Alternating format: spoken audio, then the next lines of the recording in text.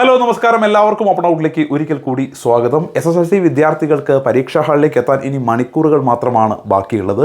ആദ്യം നടക്കാൻ പോകുന്നത് ഫസ്റ്റ് ലാംഗ്വേജ് എക്സാമാണ്. മലയാളം, അറബി, സംസ്കൃതം, ഉറുദു ഇതൊക്കെയാണ് ആദ്യം നടക്കാൻ പോകുന്നത്.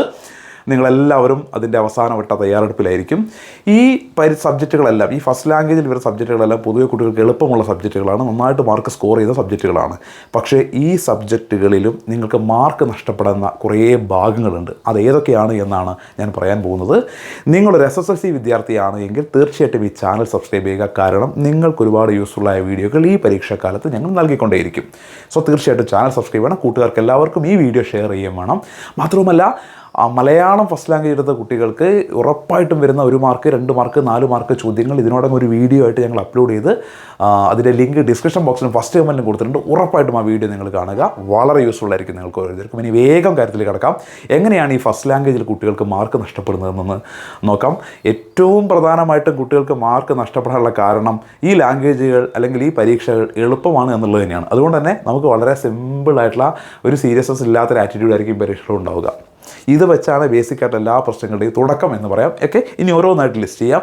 ഒന്നാമത്തെ പ്രശ്നം, ഈ മലയാളം ആയിക്കോട്ടെ, അറബി ആയിക്കോട്ടെ, സംസ്കൃതം ആയിക്കോട്ടെ, കുട്ടികളെ സംബന്ധിച്ചിടത്തോളം മറ്റ് സബ്ജക്റ്റുകളെ അപേക്ഷിച്ച് അവർക്ക് അത്യാവശ്യം കാര്യങ്ങളൊക്കെ എഴുതാൻ ഈ സബ്ജക്റ്റുകൾ പറ്റും. പ്രത്യേകിച്ച് മലയാളം എഴുതിയ കുട്ടികൾക്കൊക്കെ ഒരു ക്വസ്റ്റ്യൻ വന്നു കഴിഞ്ഞാൽ അങ്ങ് ഉത്തരം എഴുതാം. കാരണം ഏകദേശം കഥയും കാര്യങ്ങളൊക്കെ ഓർമ്മയുണ്ടെങ്കിൽ ഉത്തരം എഴുതാം. അതിൽ ഗ്രാമർ തെറ്റിപ്പോകുമെന്നോ അല്ലെങ്കിൽ വേർഡ്സ് കിട്ടാത്ത പ്രശ്നം വരുമെന്നോ അങ്ങനെയുള്ള പ്രശ്നങ്ങളൊന്നും ഈ മലയാളത്തിലൊന്നും വരാനില്ലാത്തതുകൊണ്ട് കുട്ടികൾ എന്ത് ചെയ്തു, എല്ലാ ചോദ്യങ്ങൾക്ക് അവർക്കറിയുന്ന രീതിയിൽ അടിപൊളിയായിട്ട് ഉത്തരം എഴുതും. ഇവിടെ പ്രശ്നം 2 മാർക്കിൻ്റെ ചോദ്യത്തിന് ചിലപ്പോൾ 3-4 ലൈനിലൊരു ഉത്തരം മതിയാവും. അതിന് പകരം ഒരു പാരഗ്രാഫൊക്കെ അങ്ങ് ഉത്തരം എഴുതി വെക്കും. എനിക്ക് നന്നായിട്ട് അറിയാം, അതുകൊണ്ട് നന്നായിട്ട് എഴുതി വെക്കും. 4 മാർക്കിൻ്റെ ചോദ്യത്തിന് ചിലപ്പോൾ വലിയൊരു പാരഗ്രാഫ് മതിയാവും ഉത്തരം, പക്ഷേ മറിച്ച് 1 പേജ്, 2 പേജ്, 2.5 പേജൊക്കെ എഴുതി വെക്കും. ഇങ്ങനെ എഴുതുമ്പോൾ പ്രശ്നം അവസാനത്തേക്ക് സമയം കിട്ടാത്ത അവസ്ഥ വരും. എല്ലാ ചോദ്യങ്ങളുടെയും ഉത്തരം എഴുതി തീർക്കാൻ പറ്റാത്ത അവസ്ഥ വരും. അവിടെ ചില ചോദ്യങ്ങൾ കുട്ടികളിൽ അറ്റൻഡ് ചെയ്യാതിരിക്കുകയും അതിലൂടെ മാർക്ക് നഷ്ടപ്പെടുകയും ചെയ്യും. ഇതെപ്പോഴും സംഭവിക്കുന്ന ഒരു കാര്യമാണ്. അതുകൊണ്ട് തന്നെ അങ്ങനെ ഒരു തെറ്റ് വരുത്തരുത്. 2 മാർക്കിൻ്റെ ചോദ്യമാണെങ്കിൽ 2 മാർക്കിനുള്ള ഉത്തരം മാത്രം എഴുതുക. 4 മാർക്കിനുള്ള ചോദ്യമാണെങ്കിൽ 4 മാർക്കിനുള്ള ഉത്തരം മാത്രം എഴുതുക. അല്ലാതെ വലിച്ചു വാരി നിങ്ങൾക്കറിയാം, നിങ്ങൾക്ക് ഈസിയായിട്ട് എഴുതാൻ കഴിയുമെന്നുള്ളത് കൊണ്ട് ഒരുപാട് അങ്ങ് എഴുതരുത്. നിങ്ങൾ എത്ര എഴുതിയാലും 2 മാർക്കിൻ്റെ ചോദ്യത്തിന് 2 മാർക്കും 4 മാർക്കിൻ്റെ ചോദ്യത്തിന് 4 മാർക്കുമേ കിട്ടൂ എന്ന് മനസ്സിലാക്കുക. രണ്ടാമത്തെ കാര്യം, ഞാനീ പറഞ്ഞ മലയാളം, അറബി, സംസ്കൃതം, ഉറുദു പോലുള്ള സബ്ജക്റ്റുകളുടെ ഓരോ പാഠത്തിൻ്റെയും കഥയും അതിൻ്റെ തീമും കഥാപാത്രങ്ങളും ഒക്കെ കുട്ടികൾക്ക് നന്നായിട്ട് ഓർമ്മയുണ്ടാവും. അതുകൊണ്ട് തന്നെ കുട്ടികൾക്കൊരു കോൺഫിഡൻസ് ഉണ്ടാവും. ഏത് ചോദ്യം വന്നാലും, അതായത് അതാത് ചാപ്റ്ററിൽ നിന്ന് ഏത് ചോദ്യം വന്നാലും എനിക്ക് നന്നായിട്ട് എഴുതാൻ കഴിയും. എനിക്കെൻ്റെ കഥ അറിയാം, കഥാപാത്രങ്ങളെ അറിയാം, അതിൻ്റെ തീം അറിയാം, എനിക്ക് സുഖമായിട്ട് ഉത്തരം എഴുതാൻ കഴിയുമെന്ന് ഈ ഒരു കോൺഫിഡൻസ് വെച്ചിട്ട് കുട്ടികൾ പരീക്ഷയ്ക്ക് പോകും. ശരിയാണ്, നിങ്ങൾക്ക് 4 മാർക്കിൻ്റെയൊക്കെ ചോദ്യങ്ങളുടെ ഉത്തരം ആ കഥയും അതിൻ്റെ തീമും കഥാപാത്രങ്ങളെയൊക്കെ ഓർമ്മയുണ്ടെങ്കിൽ എഴുതാൻ കഴിയും. പക്ഷേ ഈ പരീക്ഷയിൽ ചോദിക്കുക 4 മാർക്കിൻ്റെ ചോദ്യങ്ങൾ മാത്രമല്ല, 1 മാർക്കിൻ്റെ ചോദ്യങ്ങളും 2 മാർക്കിൻ്റെ ചോദ്യങ്ങളും വരും. ഇതെല്ലാം ടെക്സ്റ്റ് ബുക്കിനുള്ളിലുള്ള ചെറിയ ചെറിയ കാര്യങ്ങളായിരിക്കും ചോദിക്കുക. ഏതെങ്കിലും കഥാപാത്രത്തിൻ്റെ പേരോ സ്ഥലത്തിൻ്റെ പേരോ അങ്ങനെ എന്തെങ്കിലും ചെറിയ ചെറിയ കാര്യങ്ങളാണ് ചോദിക്കുക.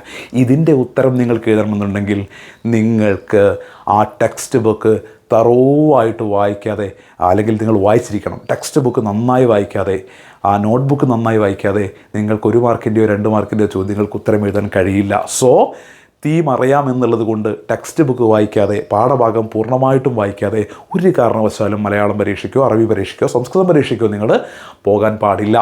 3, ഞാൻ പറഞ്ഞല്ലോ, ഇത് എളുപ്പമുള്ള സബ്ജക്റ്റാണ്. അതുകൊണ്ട് തന്നെ ചോയ്സ് ക്വസ്റ്റ്യൻസ് ഉൾപ്പെടെ എഴുതാനുള്ള ഒരു ടെൻഡൻസി കുട്ടികൾക്ക് ഉണ്ടാവും. കാരണം ചോയ്സ് ആയിട്ട് വരുന്ന ചോദ്യത്തിൻ്റെ ഉത്തരം നിങ്ങൾക്കറിയാം. അതുകൊണ്ട് അതെല്ലാം എഴുതാൻ കുട്ടികൾ നോക്കും. നിങ്ങൾ ചോയ്സിൻ്റെ ഉത്തരം എഴുതിക്കൊള്ളൂ, പ്രശ്നമില്ല. പക്ഷേ ചോയ്സിൻ്റെ ഉത്തരം നിങ്ങൾ എഴുതേണ്ടത് മൊത്തം പരീക്ഷയിലേക്ക് നിർബന്ധമായിട്ട് എഴുതേണ്ട ചോദ്യങ്ങളുണ്ട്. ഇപ്പോൾ ഒരു 5 മാർക്കിൻ്റെ 3 ചോദ്യം വന്നു, അതിൽ 2 എണ്ണമാണ് എഴുതാൻ പറഞ്ഞതെങ്കിൽ ആ നിർബന്ധമായിട്ട് എഴുതേണ്ടത് ആദ്യം എഴുതുക. പിന്നീട് അടുത്ത സെഷനിൽ ഇപ്പം 2 മാർക്കിൻ്റെ 5 ചോദ്യം, അതിൽ 3 എണ്ണം എഴുതുമെങ്കിൽ ആ 3 എണ്ണം എഴുതുക. അങ്ങനെ നിർബന്ധമായിട്ടും എഴുതേണ്ടതെല്ലാം ആദ്യം എഴുതി തീർക്കുക. 40 മാർക്കിൻ്റെ കൃത്യം 40 മാർക്കിൻ്റെ ആദ്യം എഴുതി തീർക്കുക. അതിനുശേഷം സമയമുണ്ടെങ്കിൽ നിങ്ങൾക്ക് ഏത് എക്സ്ട്രാ ക്വസ്റ്റിൻ്റെ ഉത്തരം എഴുതുക. പക്ഷേ ഇവിടെ സംഭവിക്കുക, എല്ലാത്തിനും ഉത്തരം അറിയാമെന്നുള്ളതുകൊണ്ട് കുട്ടി പരീക്ഷ എഴുതി പോകുന്ന പോക്ക് തന്നെ എക്സ്ട്രാ ക്വസ്റ്റിനും കൂടി എഴുതി അങ്ങ് പോകും. അങ്ങനെ എഴുതി പോകുമ്പോൾ എന്ത് സംഭവിക്കും, അവസാനത്തേക്ക് നിങ്ങൾ എക്സ്ട്രാ ക്വസ്റ്റിൻ എഴുതുന്ന സമയം യഥാർത്ഥത്തിൽ നിങ്ങൾ അവസാനം റിയലായിട്ടും നിങ്ങൾ അറ്റൻഡ് ചെയ്തേണ്ട, മസ്റ്റായിട്ട് നിങ്ങൾ അറ്റൻഡ് ചെയ്യുന്ന ഒരു ക്വസ്റ്റ്യൻ്റെ സമയം എടുത്തിട്ടായിരിക്കും നിങ്ങൾ ഈ എക്സ്ട്രാ ക്വസ്റ്റിൻ അറ്റൻഡ് ചെയ്യുന്നത്. അതോടുകൂടി എന്ത് സംഭവിക്കും, നിങ്ങൾക്ക് അവസാനം പല ചോദ്യങ്ങളുടെ ഉത്തരം എഴുതാൻ കഴിയില്ല. അതുകൊണ്ട് എക്സ്ട്രാ ക്വസ്റ്റിൻ ഒരു കാരണവശാലും പരീക്ഷയുടെ തുടക്കത്തിലോ പകുതിയിലോ ഒന്നും എഴുതരുത്. എല്ലാം എഴുതി എഴുതി കഴിഞ്ഞ ശേഷം മാത്രമേ എക്സ്ട്രാ ക്വസ്റ്റ്യൻ അറ്റൻഡ് ചെയ്യാവൂ. അല്ലെങ്കിൽ നിങ്ങൾക്ക് സമയം നഷ്ടപ്പെടും. സമയം നഷ്ടപ്പെടുന്നതിലൂടെ നിങ്ങൾ പല ചോദ്യങ്ങളുടെ ഉത്തരം എഴുതാനും കഴിയില്ല. നേരെ അടുത്തത്, നമുക്കറിയാം ഫസ്റ്റ് റാങ്കിൽ ഏത് പരീക്ഷയായാലും നിങ്ങൾക്ക് കുറിപ്പുകൾ എഴുതാനുണ്ടാവും, ചിലപ്പോൾ പ്രൊഫൈൽ എഴുതാനുണ്ടാവും. ഇനി അതല്ലെങ്കിൽ ലഘുപ്രഭാഷണം, അല്ലെങ്കിൽ കഥാപാത്ര നിരൂപണം, ആമുഖപ്രസംഗം, മുഖപ്രസംഗം, ഇതൊക്കെ എഴുതാനുണ്ടാവും. ഇതിന് ഓരോന്നിനും എഴുതേണ്ട രീതിയുണ്ട്.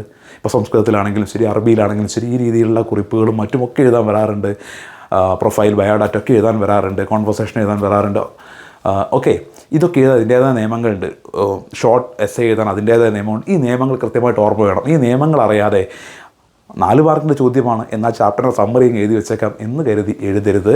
ഈ ചോദ്യം ചോദിക്കുന്നത് നിങ്ങൾക്ക് ചാപ്റ്ററിൻ്റെ കഥ അറിയാമോ എന്ന് അറിയാൻ വേണ്ടിയിട്ടല്ല. ഇതിൻ്റെയൊക്കെ രൂപത്തിൽ നിങ്ങൾക്ക് എഴുതാൻ കഴിയും. ഒരു പ്രഭാഷണത്തിന് അതിൻ്റേതായ ഒരു ശൈലിയുണ്ട്, രൂപമുണ്ട്. ഒരു മുഖപ്രസംഗത്തിന് അതിൻ്റേതായ രീതിയുണ്ട്. ഒരു ഷോർട്ട് നോട്ടിൽ അതിൻ്റേതായ രീതിയുണ്ട്. ഓരോന്നും എങ്ങനെയാണോ എഴുതേണ്ടത്, ടിപ്പണി രീതിയുണ്ട്. എല്ലാം എഴുതേണ്ട നിയമങ്ങളും അതിൻ്റെ ഒരു ഫോർമാറ്റും പഠിച്ചിട്ടേ നിങ്ങൾ ഇതിൻ്റെയൊക്കെ ഉത്തരം എഴുതാൻ പാടുള്ളൂ. അല്ലാതെ പല കുട്ടികളും ചെയ്യുക, കണ്ടൻറ് അങ്ങോട്ട് എഴുതി വെക്കും. അവിടെ നിങ്ങൾ ഫോർമാറ്റും നോക്കില്ല, ഒന്നും നോക്കില്ല. ഒരു പേജ് അങ്ങ് എഴുതി വെച്ചാൽ മാർക്ക് കിട്ടും എന്ന് ചിന്തേണ്ടവ. അങ്ങനെ ചെയ്യരുത്. കൃത്യമായ ഫോർമാറ്റിലേ നിങ്ങൾ ഉത്തരം എഴുതാൻ പാടുള്ളൂ. ഈ രീതിയിലൊക്കെയാണ് ഇങ്ങനെയുള്ള പരീക്ഷകൾക്ക് ഫസ്റ്റ് ലാംഗ്വേജിന് കുട്ടികൾക്ക് മാർക്ക് നഷ്ടപ്പെടാറുള്ളത്. അങ്ങനെ അബദ്ധങ്ങൾ നിങ്ങൾക്ക് പറ്റരുത്. സോ കൃത്യമായിട്ട് പാഠഭാഗങ്ങൾ വായിക്കുക, ആവശ്യത്തിന് മാത്രം എഴുതുക, എല്ലാ ഫോർമാറ്റുകളും നിങ്ങൾ പഠിക്കുക, എക്സ്ട്രാ ക്വസ്റ്റ്യൻസ് എല്ലാം എഴുതി കഴിഞ്ഞിട്ട് അറ്റൻഡ് ചെയ്യുക. ഇതെല്ലാം നിങ്ങൾ ചെയ്യണം. ഓക്കെ, വീണ്ടും കാണാം. Thank you.